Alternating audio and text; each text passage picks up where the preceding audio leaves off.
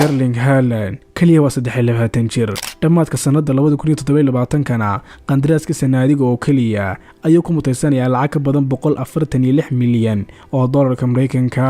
ninkani wuxuu noqon doonaa dhawaan bilyaneer. haddaba ku calaamasa hadalkayga meel i aamin waad la yaabi doontaa markaad sii joogta ilaa iyo nambarka 9aad kaasoo kaligiis ku kacay lacag dhan 25 milyan oo dollarka Mareykanka.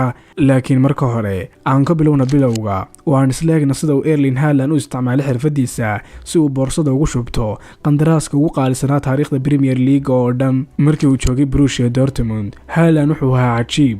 wuxuu dhaliyay 86 gool 89 kulan oo saftay. wuxuu noqday hantida ugu kulul kubadda cagta. Pep Guardiola wuxuu isku dayay inuu dhiso jiil aan laga hor imaan karin gudaha magaalada Manchester. waxay ahayd inuu helo Erling Haaland oo nin ku habboonaa kooxda inuu ka daboolo wax walba. laakiin wuxuu ogaa inaysan ahayn mid fudud sababtoo ah dhammaan naadiyada waaweyni waxay indhaha ku hayeen Erling Haaland. ka bilow Real Madrid, Barcelona iyo xitaa PSG dhammaantood way xiiseynayeen. laakiin Manchester City waxay go'aansatay inay helaan ninkan waxayna hordhigeen dalab ay garanayeen inuusan diidi karin. dhowr weegun kadib Erling Haaland wuxuu yimid Citizens maysan ahayn qandaraas iska caadi ah. warqadan waxaa ku qornaa lacag dhan 350,000 oo dollarka Mareykanka oo usbuucii.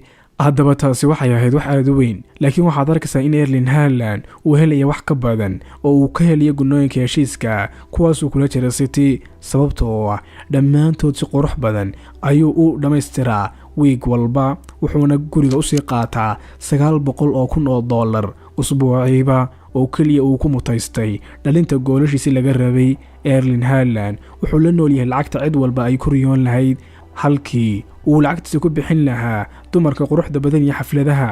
Erling wuxuu aaminsan yahay in waqtigiisu yahay mid dahaba waana sababta uu ugu bixiyay malaayiinta dollar gacantiisa. ururinta saacadiisu waa qaar la yaab leh. wuxuu haystaa Rolex Starbucks yahayna qiimaheedu 19,000 oo dollarka Mareykanka. sidoo kale wuxuu haystaa Rolex Hulk oo yahay qiimaheedu 28,000 oo dollarka Mareykanka.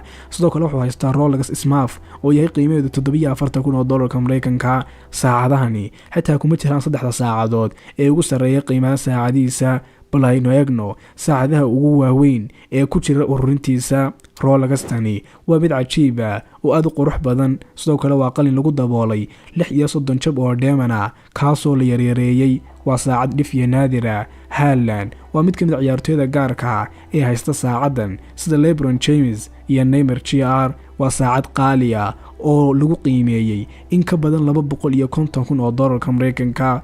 hagaag halkaa kumuusan joogsan mar kale ayuu jeebka gacanta geliyay wuxuuna ku bixiyay 300,000 oo dollar saacad gaar ah oo la calaamado ka samaysan dahabka cad. waxaa la sameeyay 300 oo xabo oo qura adduunka aynu ku noolnahay maanta. Erling aad ayuu uga helay wayna fududahay in la arkaa sababta. laakiin tani wali waa midda labaad sababtoo ah saacadda ugu qaalisan ee ku jirta ururinta Haaland waa daabacaad gaar ah oo la soo saaray gaar ahaan sanad guuradii 20aad ee Royal Oak. waxaad ku bixin lahayd wax walba si aad gacanta ugu xidhato saacadan. qiimaheeduna wuxuu dhan yahay 350,000 oo dollarka Mareykanka. inkasta uu Haaland u egyahay mid cabsi ah waa shaqsi fiican.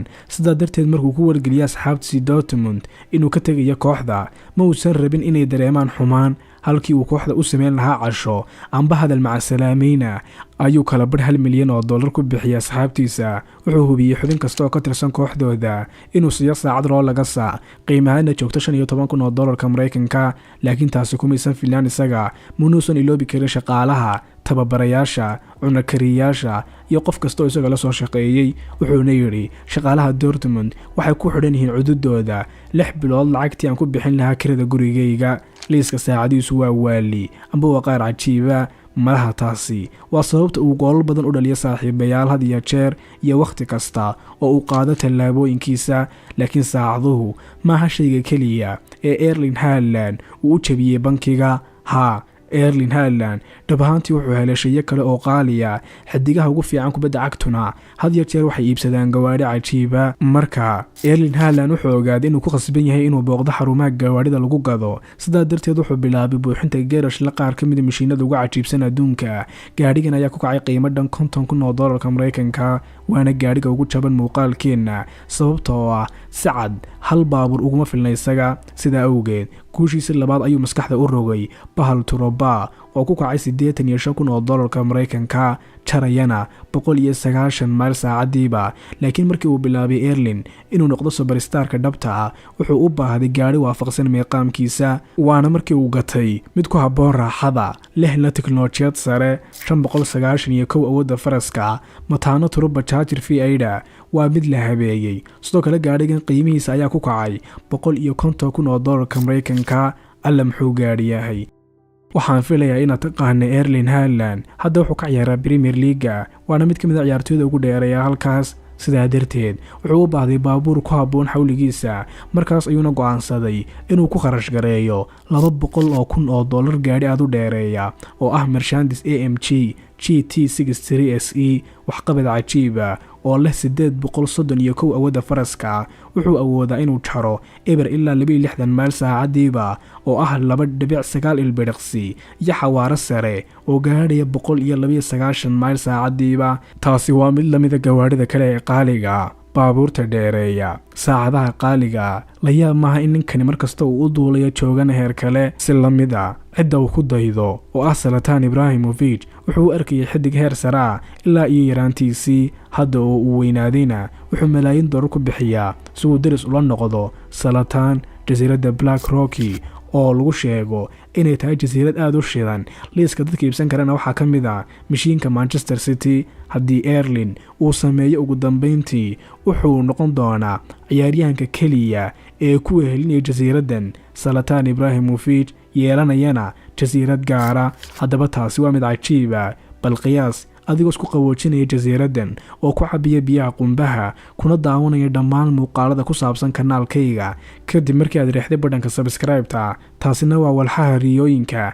xitaa haddii aadan joogin jasiiradda, subscribe saara kanaalka. dhanka kale Erling wuxuu ogyahay inuusan awoodin inuu ku tago Honduras isagoo wata mid ka mid ah gawaadhidiisa qaaliga. markaas ayna timid iibsigiisa ka yaabiyay cid walba.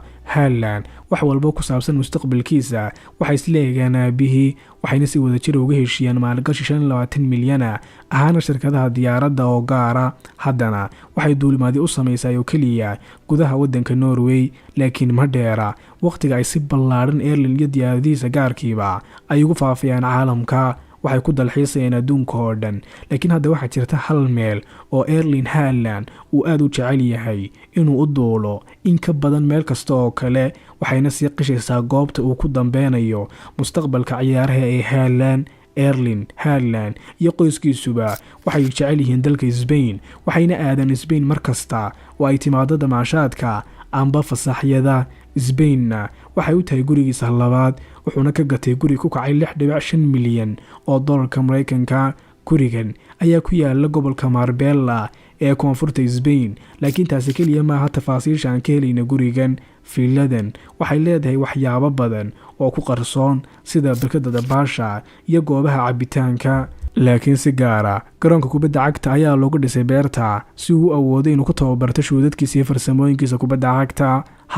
xitaa markuu fasaxa ku jiro, taasina waa anshax wanaagsan. sidoo kale si uu u hubiyo inuusan marnaba ka fogaanin aabihii Alva, wuxuu go'aansaday inay iibsadaan 2 guri oo jaara. mar walbana wuxuu door bidaa inuu la joogo waalidkii oo uusan ka fogaanin. hayloobin inaad muuqaalkan like saarto, lana wadaagta asxaabtaada, kuna soo biirto kanaalkeena Mankaal. intaynu ku kulmayna muuqaalkan muuqaal la mid ah, sidaas iyo maca salaama, fi amaanillah.